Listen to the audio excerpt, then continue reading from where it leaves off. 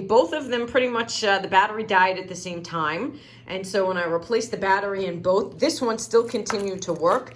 This one would no longer recognize the doors and would no longer open the car.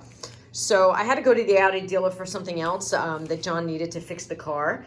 And I just asked them passing, hey, do you mind? I know that there's an easy way to reprogram this key so that it works again. I can't figure it out, but I know it was something that was done really quickly by the salesperson when I bought the car. Can you do this for me? And their answer originally was, oh no, this has to be reprogrammed from the start, and it's going to be an hour labor charge, and that's $250.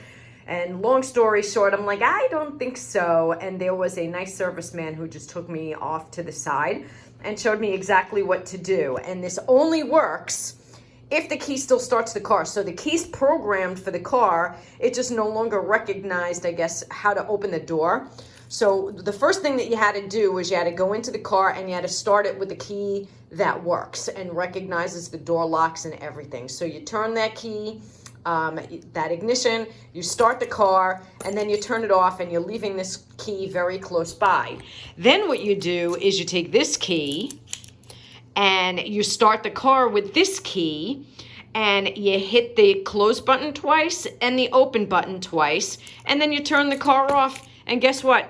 It programmed the car, and now both keys open the doors and start the car.